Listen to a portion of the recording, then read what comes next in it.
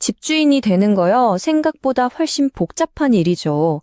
오늘은요, 수많은 시행착오를 겪은 한 베테랑 임대인의 경험담을 통해서 우리가 꿈꾸는 슬기로운 임대인 생활의 핵심 비법들 제가 하나씩 싹 파헤쳐 드릴게요. 자, 우리 모두가 꿈꾸는 바로 그 완벽한 세입자. 과연 어떤 모습일까요?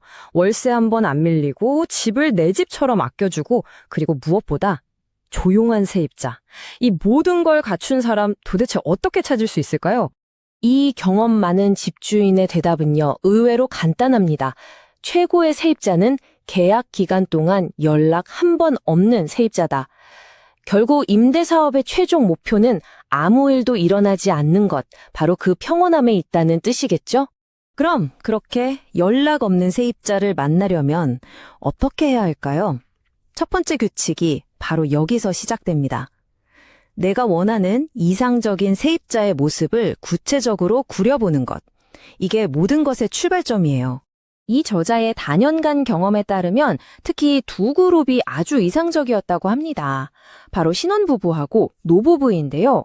신혼부부는 임대 경험이 좀 적으니까 까다로운 요구를 할 가능성이 낮고, 또 노부부는 오랫동안 몸에 밴 습관 덕분에 집을 정말 소중하게 다뤄주시는 경향이 있다는 거죠. 물론 편견일 수도 있지만 꽤 흥미로운 경험 기반의 통찰인 것 같습니다. 이상적인 세입자를 그렸다면 반대로 반드시 피해야 할 경고 신호를 알아두는 것도 중요하겠죠? 자, 두 번째 규칙은 바로 이 위험 신호를 감지하는 방법에 대한 이야기입니다. 첫 번째이자 가장 중요한 경고 신호는요, 바로 복잡한 재정 상황입니다. 월세나 보증금 문제가 사실 임대인에게는 가장 큰 스트레스가 될 수 있잖아요. 그래서 이 신호는 초기에 반드시 걸러내야 합니다. 저자의 경험담이 이 상황을 아주 생생하게 보여주는데요. 아내 몰래 무언가를 부탁하는 세입자. 사소해 보일 수도 있지만 이런 비밀스러운 행동 뒤에는 복잡한 금전 문제가 숨어 있을 가능성이 아주 높다는 강력한 경고 신호라는 겁니다. 혹시라도 대부업체에서 세입자의 보증금을 압류하겠다는 통지가 날아온다면 절대 당황하지 마시고 이 3단계를 따르세요. 먼저 세입자한테 제3자 지급을 승인하는 서면 확인서를 꼭 받아야 합니다. 그 다음에야 명시된 금액을 대부업체에 직접 송금하는 거죠. 이 순서 하나가 나중에 생길 수 있는 모든 법적 분쟁을 막아주는 아주 튼튼한 방패가 될 겁니다. 요즘 전세자금 대출은 흔하죠. 근데 임대인 입장에서 보면 이 과정이 꽤 복잡한 서류 작업에다가 잠재적인 위험까지 동반하거든요. 그래서 모든 조건이 똑같다면 대출 없이 계약하는 세입자가 더 마음 편한 선택이 될 수 있다? 이런 현실적인 조언입니다.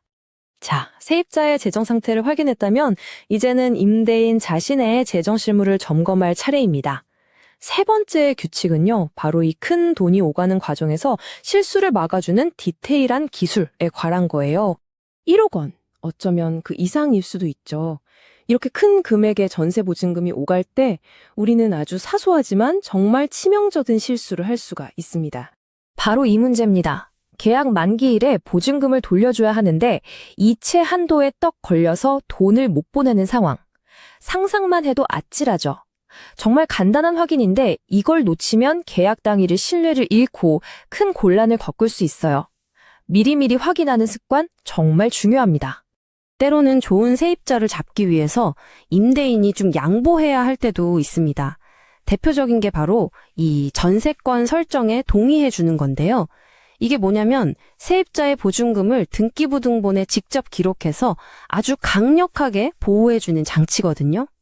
시장 상황에 따라 유연하게 대처하는 지혜가 필요하다, 이런 의미겠죠? 지금까지 나는 모든 약속과 규칙들 그냥 말로만 하면 아무 소용 없겠죠? 마지막 네 번째 규칙은 이 모든 걸 서면으로 남겨서 내 자산을 철저히 보호하는 바로 계약서의 힘에 관한 겁니다. 저자가 절대 타협하지 말라고 강조하는 두 가지 특약이 있습니다.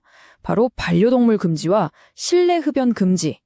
이걸 계약서에 딱 명시하지 않으면 나중에 벽지가 다 긁히고 집에 냄새가 배어도 이건 내 권리라고 주장하는 세입자 앞에서 아무 말도 못하게 될지도 모릅니다. 심지어 저자는 이런 조언까지 해요. 만약 어쩔 수 없이 반려동물을 허락해야 한다면 어떤 견종이 집을 가장 덜 망가뜨리는지까지 알아보라는 겁니다. 와, 이 정도로 철저해야 내 자산을 지킬 수 있다는 아주 현실적인 이야기죠. 이 모든 조언을 관통하는 저자의 핵심 철학은 바로 이것입니다. 부동산은 책에서는 알려주지 않는 모르면 당하는 종합과학이다. 결국 법조항을 넘어서는 사람과 돈에 대한 깊은 이해와 경험이 필요하다는 뜻이겠죠. 오늘 나는 여러 규칙들 중에서 여러분의 슬기로운 임대 생활을 위해 가장 먼저 적용하고 싶은 원칙은 무엇인가요? 작은 디테일 하나가 정말 큰 차이를 만든다는 것, 그게 오늘 이야기의 핵심일 겁니다. 여러분의 성공적인 임대 생활을 응원하면서 오늘 이야기는 여기서 마치겠습니다.